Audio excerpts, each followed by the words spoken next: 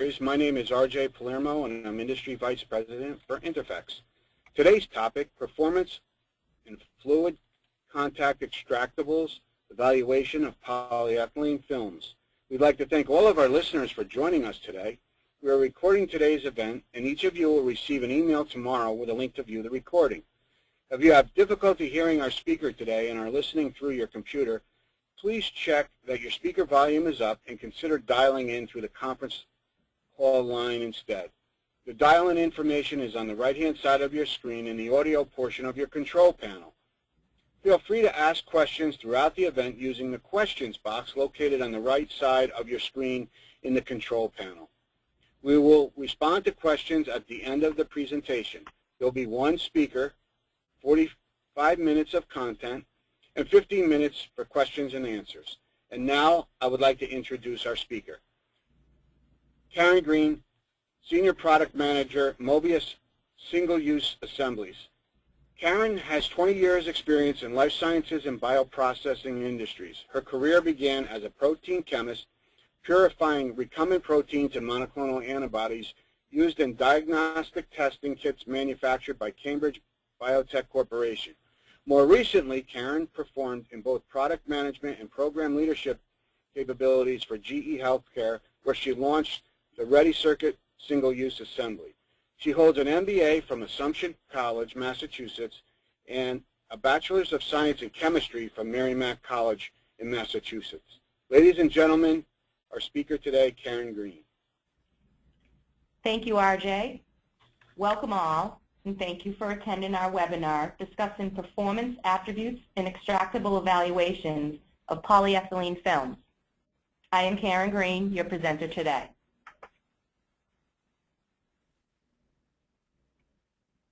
I'd like to review the agenda on our talk today. In today's presentation, I will be discussing details on performance critical for two polyethylene films in an extractable study EMD Millipore performed comparing the two polyethylene films. The agenda will be as follows: an introduction to the single-use processes, film importance to those processes, and features important to film performances.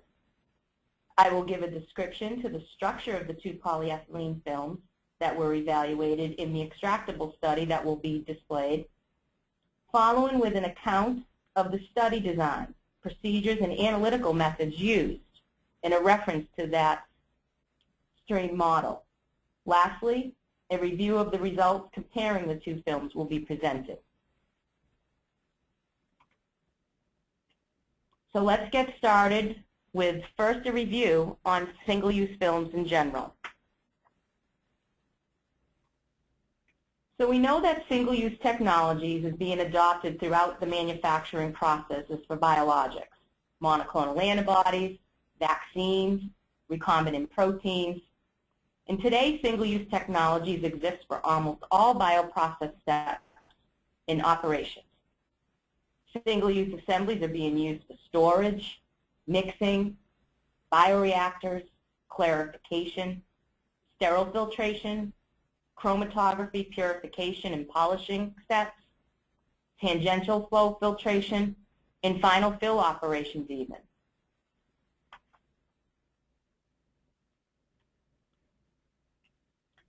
But in all these processes, film is the core component found through all the steps in the bioprocess. So biopharmaceutical companies are using disposable assemblies made with films at an ever-increasing rate, as single-use technologies are gaining acceptance for an increasing range of applications. Polyethylene films are manufactured into containers for fluid management in these processes. The drug manufacturer prefers the containers to be provided pre-sterilized, free of animal-derived materials, and assurance that they are safe for process and final drug processes.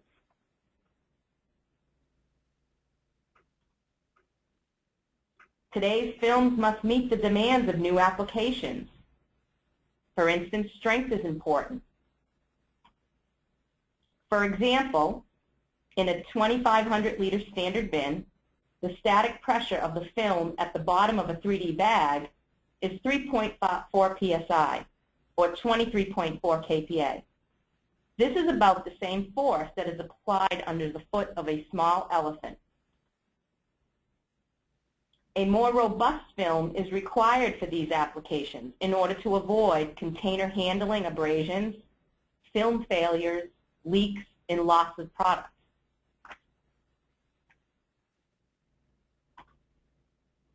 However, equally important is a film's extractable profile. It's necessary to have a well-characterized extractable profile of the films when assessing risk with respect to final drug products. So understanding an extractable profile that shows consistency also helps minimize the risk of impact on a film's process performance.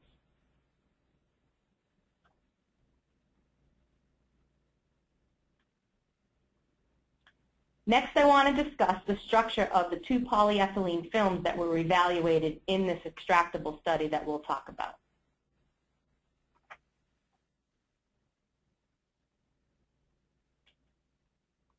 So there were 2 PE films that were evaluated from the PureFlex family of films. First of all, PureFlex films are blown films. The PureFlex film is a high-purity, medical-grade, co-extruded film designed to provide strength, flexibility, low gas permeability, and an inert product contact layer. This film can be used at every step in the drug manufacturing process. The PureFlex Plus film, the second film evaluated, with many similar properties of the PureFlex film, is designed to meet a more demanding application often encountered in large volume operations.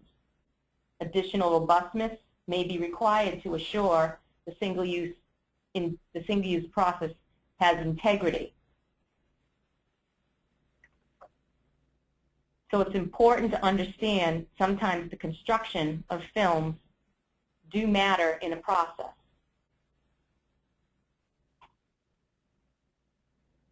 Let's look closer at the construction details of the 2 films to be studied.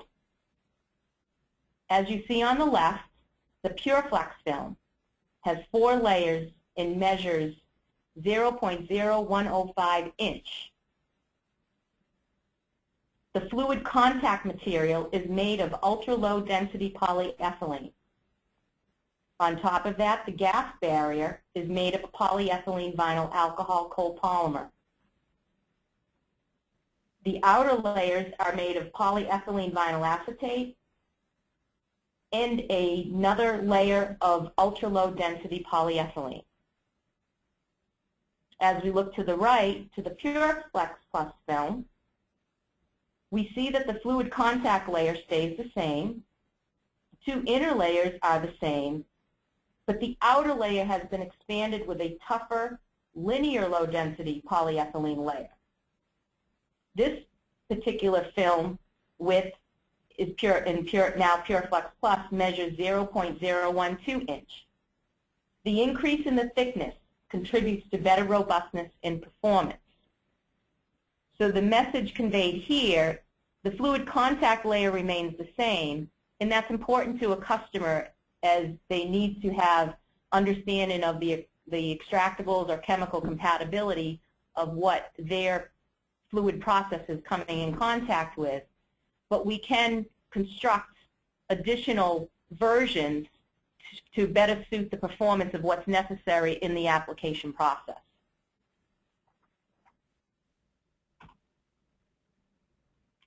But with respect to these 2 films, PureFlex and PureFlex Plus, will the extractable profiles be affected with similar but yet different constructions? Extractable characterizations are needed. A drug manufacturer needs to understand any impact to their final drug product. So an extractable study of the 2 films was conducted.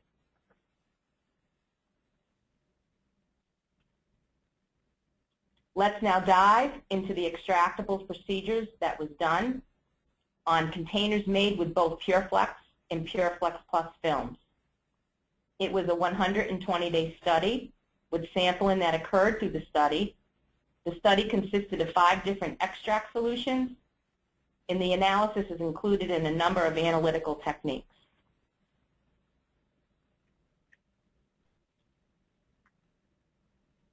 So in test step 1, the PureFlex and PureFlex Plus film containers were evaluated in model solvent streams designed to simulate possible usage in worst-case conditions, including extremes of pH in the presence of organic solvents.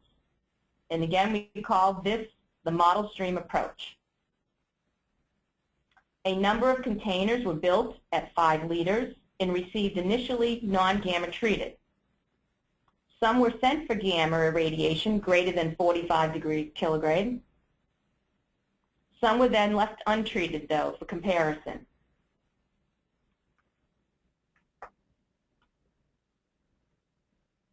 In step 2 of the test process, the containers were placed in the stand shown to the right. The design allowed each container to expand such that the surface area to volume ratio would be maintained at 2 square centimeters per mil. The containers were filled with 800 mils of solution each, and a total of 40 bags were studied.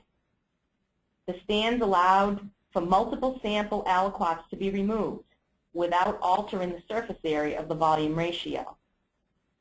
Each stand held 4 containers, 3 gamma irradiated and then 1 not gamma irradiated.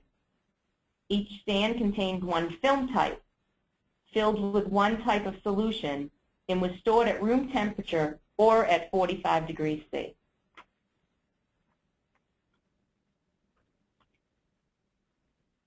In test step 3,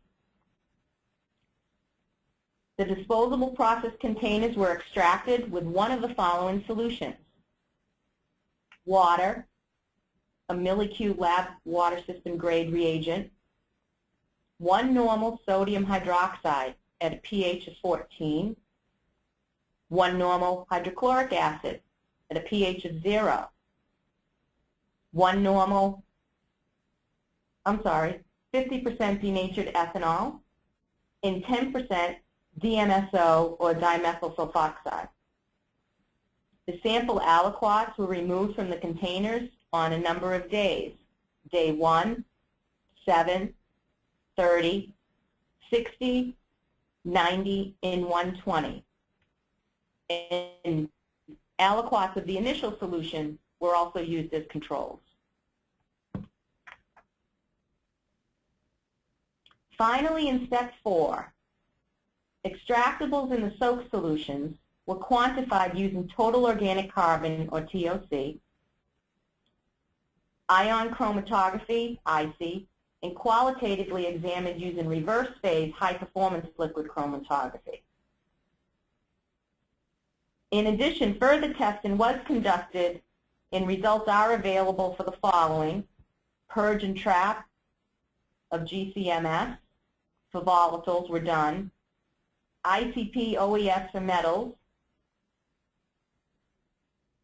DMSO results were done, and also some Wi-Fi at both pHs of 10 and pHs of 3, and also a 5 molar NaCl.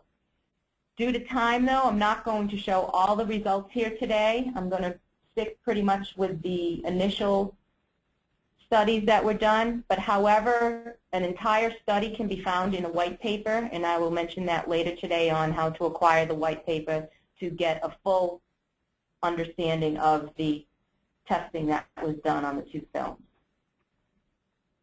So the total organic carbon was one of the analytical methods used. The organic components in the respective extraction solutions were acidified and oxidized to carbon dioxide in the TOC analyzer, and the net amount of the carbon dioxide present was used to quantify the oxidizable carbon in the sample. The second analytical method was the reverse phase high-performance liquid chromatography. The HPLC was used to analyze extractable solutions for low levels of organic solvents The HPLC is sensitive to most low molecular weight solutes, such as solvents, monomers, and polymer additives, but does not generally detect polymetric or oligometric solutes. Ion chromatography, the third method that I'll be discussing today. IC was used to identify and quantitate small organic acids present in the extracts. The IC method used an ion pack column in a gradient flow from 3 millimolar to 50 millimolar sodium hydroxide. Detection was performed using a conductivity detector. So let's look at our results.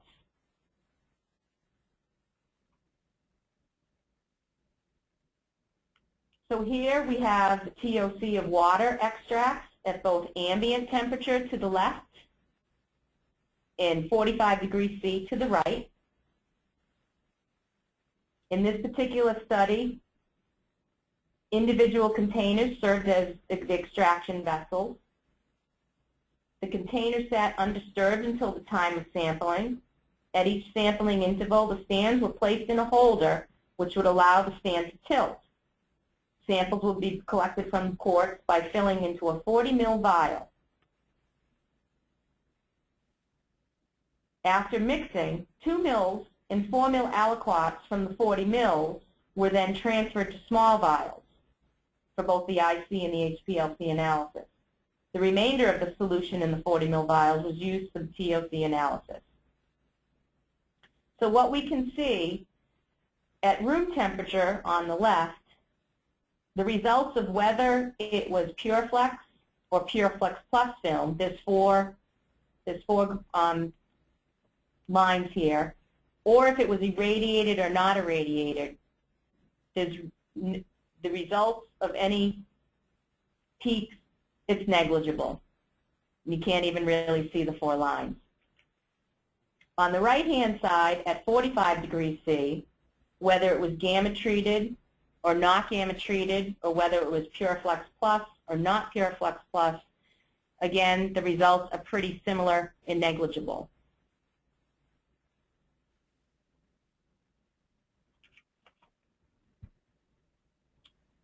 For TOC results in 1 normal NaOH, again, same scenario. To the left is ambient temperature, and to the right is 45 degrees C. The TOC of the 1 normal NaOH increased with the increase in extraction time.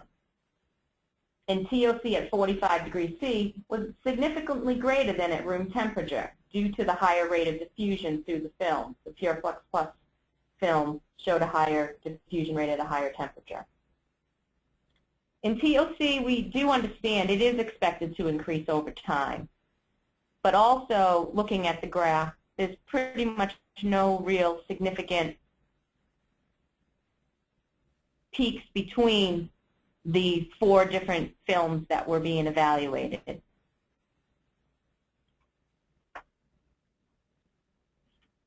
In another category of TOC evaluation, utilizing 1 normal HCl, again, left is ambient, right side is 45 degrees C. We now see a pattern where the TOC extractables at room temp is negligible, and it's showing a 1 to 3 parts per million recording. But on the 45 degrees C, as we see as it expands out over time, we do see an increase, but it's still at a level between 1 and 6 parts per million at 45 degrees C.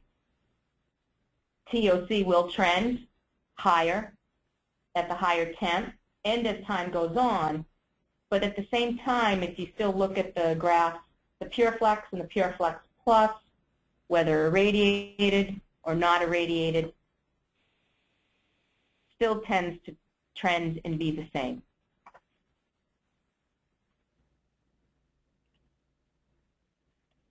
An assay ion chromatography concentration of the extracts were tested. So in the ion chromatography, data that's shown is primarily acetate and propionate anions, and in some cases at 45 degrees C showed some formate and butyrate. These are radiation-induced decomposition products, and as expected, room temperature levels are lower than the higher temperatures. But at the same time, both PureFlex and PureFlex Plus films, the two different constructed films, did show similar levels of anion extractables.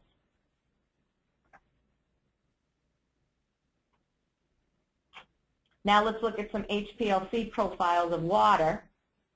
And this particular extract is at 30 days. Again, we had multiple days where these extracts were taken, but just to show you kind of 1 month into the process.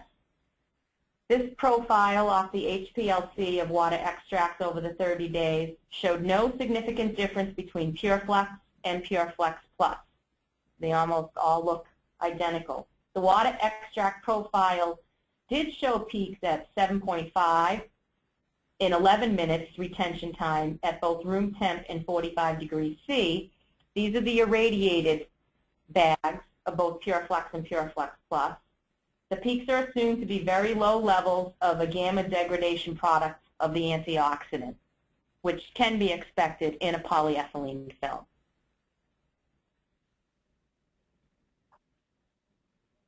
Now let's look at the HPLC profile of the 1-normal hydrochloric acid.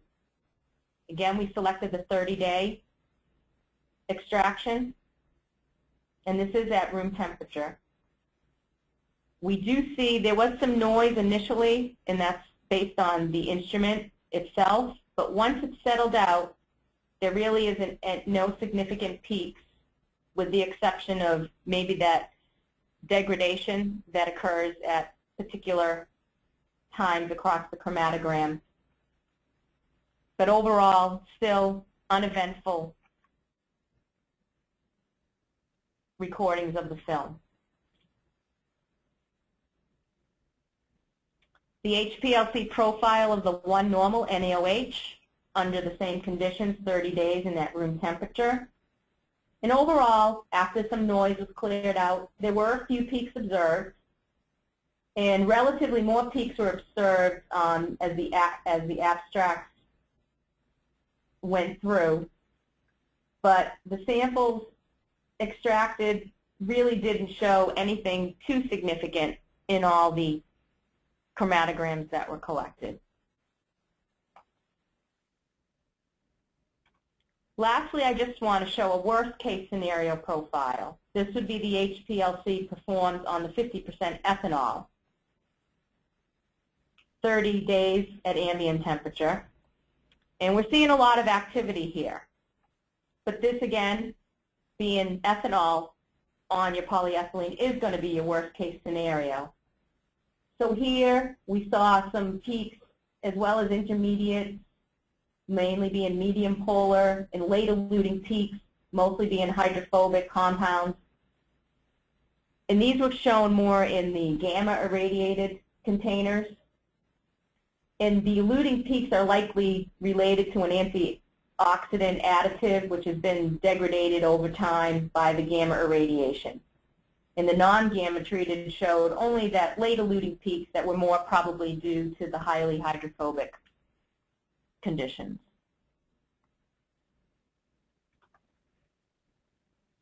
So let's summarize the studies that were just shown.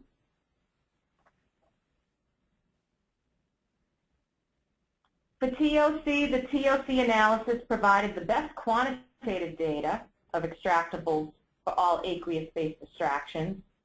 Several trends were evident from the data. The greatest TOC extractables were observed with the containers filled with the 1-normal NaOH solution, and the least containers were with the 1-normal HCl. Plus film showed higher TOC values for the 1-normal HCl extract than the 1-normal NaOH, and the TOC concentrations for containers stored at 45 degrees C were significantly greater compared to the containers stored at room temperature.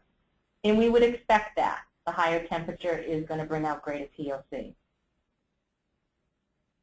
This is not surprising since the aqueous solubility of most organic compounds tend to increase with an increase in temperature and an increase in the diffusion rate of the molecules from inside the film to the surface.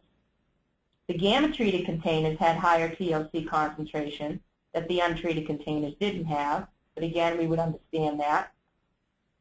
PureFlex Plus containers had slightly lower TOC concentrations in water than the PureFlex Plus containers, but were not significantly different, and we saw that they were barely negligible.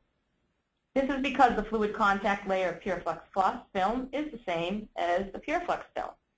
So we're seeing what we would expect. In the ion chromatography, the four most prominent organic acids detected by IC were formic acid, acetic acid, propionic acid, and butyric acid. The correlation of the C1 to the C4 organic acids. These organic acids form as a breakdown product from the gamma irradiation and subsequent oxidation.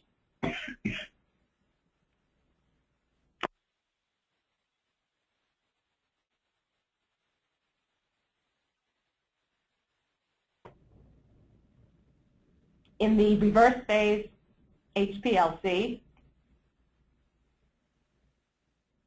usually HPLC is not generally capable of detecting all the potential extractables from thermoplastics, but it can often be provided as a fingerprint type pattern for a subset of the extractables. Overall, there were very few peaks observed in the HPLC chromatographs. Relatively more peaks were observed in the extracts from the gamma-treated container compared to the extracts from the non-gamma-treated container. The samples extracted at 45 degrees C had more peaks of larger area than observed in the samples at room temperature. The solution that extracted the most compounds was the 50% ethanol, and we would expect that. It is the worst case scenario. The chromatographs for this solution had the largest peaks as well as the late eluting peaks. In addition to these late eluting peaks, intermediates eluting peaks, medium polar, were presented in the extract from the container that was treated with gamma irradiation. This indicates that the intermediates eluting peaks are likely related to an antioxidant additive which has been degraded by the gamma irradiation or has been oxidized. The non-gamma treated showed only late eluting peaks.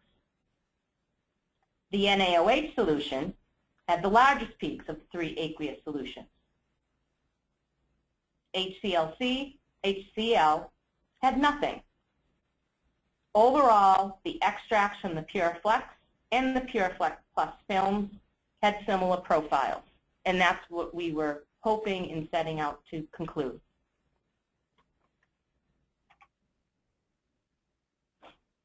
So to summarize, overall, both PureFlex and PureFlex Plus films showed similar levels of TOC with small variations depending on the extract solution. Comparison of the reverse phase HPLC chromatograms for PureFlex and PureFlex Plus showed similar peak profiles. Both PureFlex and PureFlex Plus films showed similar levels of anion extractables by ion chromatography.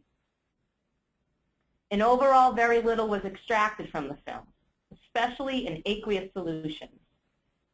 PureFlex and PureFlex Plus films, with their ultra-low density polyethylene fluid contact layer, had similar concentrations of TOC in small organic acids and volatile gamma degradation products of polyethylene.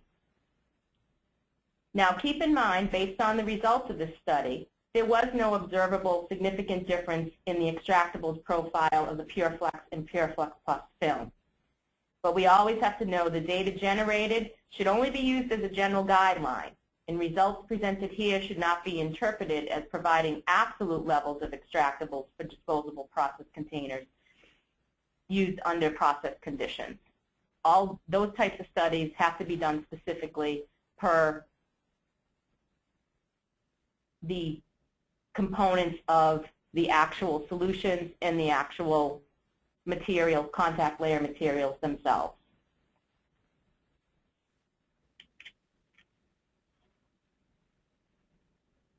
So in conclusion,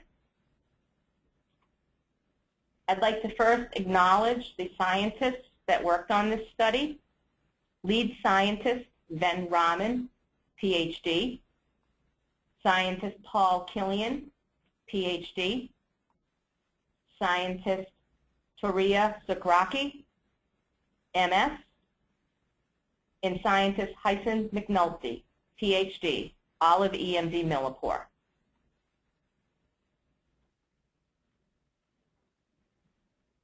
I'd also like to acknowledge some references around the model stream solvent approach done by Tom Stone. And lastly, please seek out our white paper, PureFlex and PureFlex Plus Disposable Process Container Film Extractables Evaluation, because this particular publication includes the entire study, and we will issue it to you upon request. So keep in mind when you're looking at films, you want to not only look at the extractable profiles, but what are the construction qualities you need, whether it's robustness or compatibility, or ease of folding or freezability. But please understand that there are families of films out there that can be identified that best meets your process. And if you're interested in PureFlex Plus films, please visit us at emdmillipore.com and download any of the videos. Come see us at any upcoming events, specifically Interflex, and download any of the extractable studies that we have up there. So now I'd like to open the floor for any questions, and thank you for your time. Great. Thank you, Karen, for an awesome about 33 minutes of great content. We do have a few questions here. Let me start. Here's one. What is your opinion on standardizing processing on one film to help supply control? My opinion on there is I think it would probably be beneficial. Most film suppliers now have an offering with the contact layer being polyethylene. But standardizing on one film, as manufacturers and as innovators and drug developers and vendors, we all want to constantly improve and raise the bar. So I think having that contact layer, that inert contact polyethylene, but being able to then play with the construction outside. And for example, in this study, we showed that there's the PureFlex and the PureFlex Plus. The contact layer is the same, so the end user drug manufacturer can expect the extractable result to be the same. But the performance of the film, if you need a more rigorous type performance and needs a stronger film, the PureFlex Plus has that extra thicker layer that is more robust in, say, larger scale applications, or one where there's a lot of handling of the bag and the film. So I would not say standardization maybe on parts, but we don't want to limit our innovation as we grow in this industry too.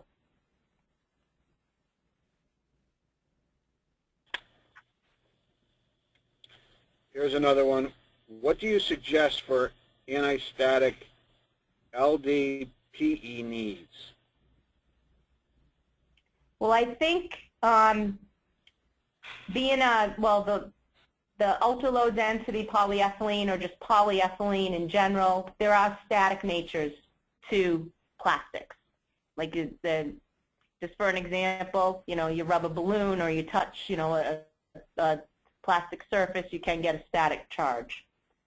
And I think we can control a lot of that static during the manufacturing of our processes and manufacturing of the film.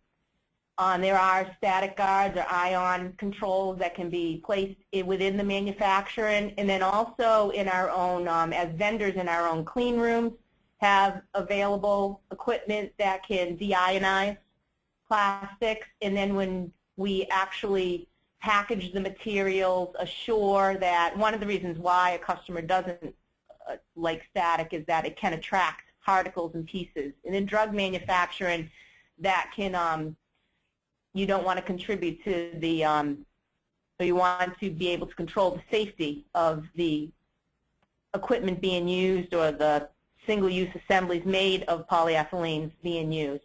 So that's the goal of trying to limit the amount of static. And the vendors up front can help, and then when the actual users in assuring that the assemblies are handled in a proper manner to take care that nothing is introduced or encouraged to become more static or to attract particles, and therefore provide safe drug product to the actual patient. Here's one. Have you validated Plus film for large volume liquid shipping?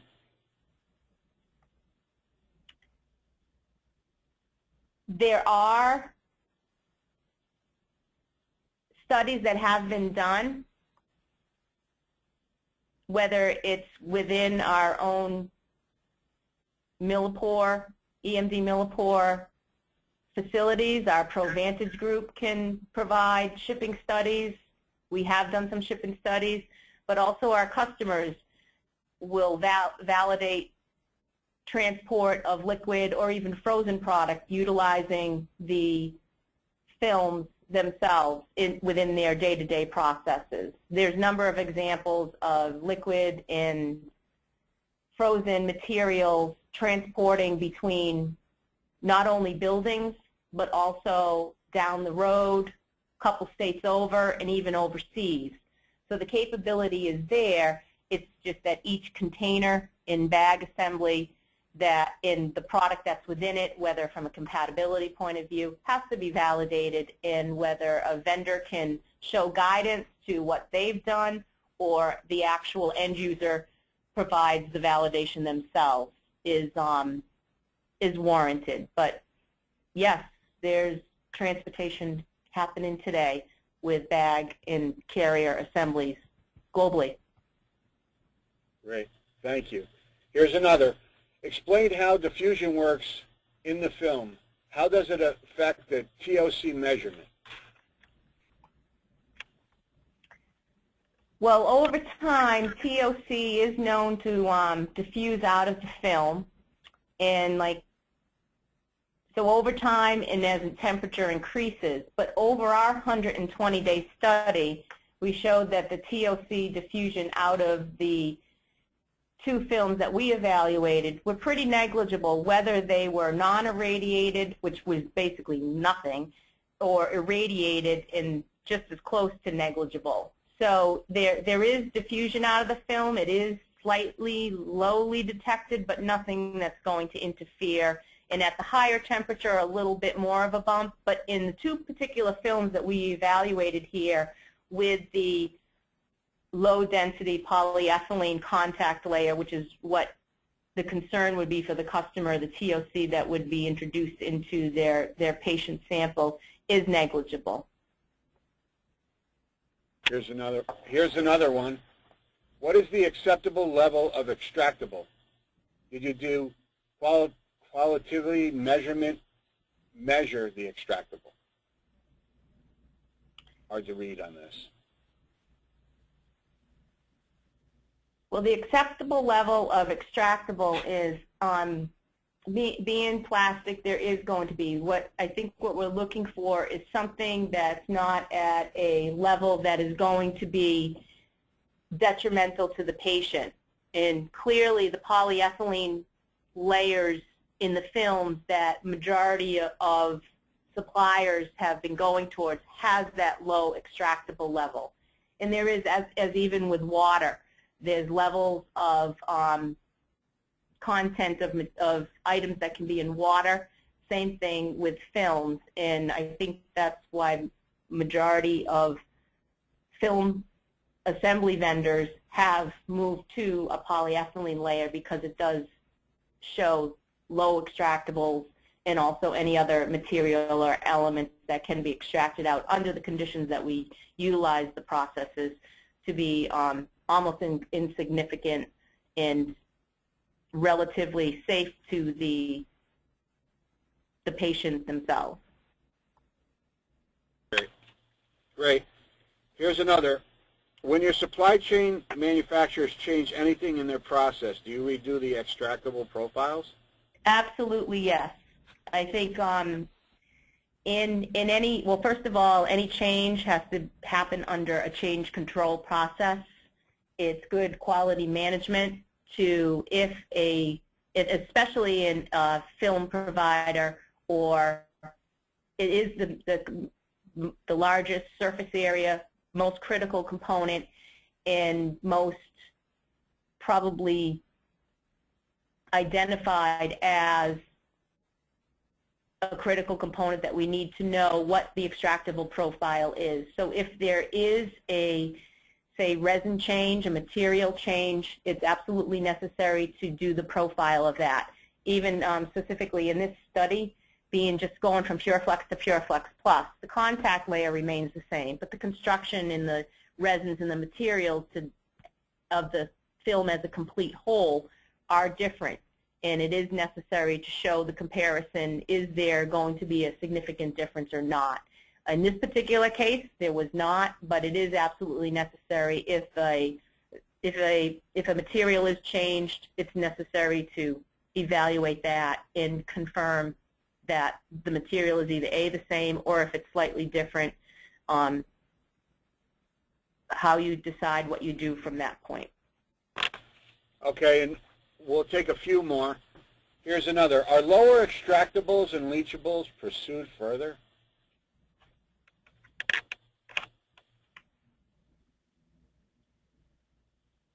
If I'm understanding the question, if the lower extractable or leachable pursued further. Yeah. Again, with the polyethylenes that are now the contact layer, they are pretty low. I would think from an innovation point of view, you're always looking for something that's more inert. Not only do you take into account the extractable leachable, there's the performance, there's going to be another material someday. So that's why innovation's going to continue. And maybe there is another inert material, but it still has to behave in a way from a performance point of view to what is necessary for the application that has to be at hand. There are new drug products coming out that have organic solvents that may not be so polyethylene friendly, or there's always evolution happening, and that's a good thing. Right, and the last one, this is a long one, so bear with me. Based on the comparison, if customer-specific extractables validation has already performed on the PureFlex film, and now the Mobius assembly using a PureFlex Plus bag, does the extractables validation need to be revalidated with the PureFlex Plus bag? It really depends upon the customer's risk assessment to that. For example, if they're doing large-scale media or buffers, and they're moving from PureFlex because they want to take advantage of the PureFlex Plus being a more robust film, but it's not the critical bulk drug substance, that particular, you would have to perform a risk assessment, according to good manufacturing or good QMS procedures, and determine is it necessary or not. The contact layer is the same. The data has been provided from the vendor, but at the end of the day, at that step of the process, maybe yes, maybe no. But as you continue on downstream to the more critical steps where you're performing your polishing steps or your virus removal or your final fill, and you're getting closer and closer to the final drug product, I would say even maybe regulatory by law, it's probably required to perform. So it's really the end user's risk assessment on how the films are being used, where they're being used, and what are the regulatory requirements that they need to be able to bring their product to market. Great. I believe that's pretty much it, that questions that we have. There are a few more, but what we'd like to do is wrap this up, and thank you for a really informative webinar today. If anyone in the audience has any questions for Karen, you can contact her directly at karen.green, that's karen.green, at emdmillipore.com. I would also encourage you to visit EMD Millipore at Interflex April 21st to the 23rd in New York City. In booth number 2841, you'll see quite a few products in EMD Millipore's booth. It's one of the larger ones on the exhibit floor, so I really encourage you to go see them. Also, encourage you to attend Michael Fellow's presentation. He's a group product manager, single use at EMD Millipore. He'll also be presenting successful implementation of single-use process at 2000L bioreactor scale at Interflex. And again, on behalf of Karen and myself, we'd like to thank all of our listeners today. Thank you very much.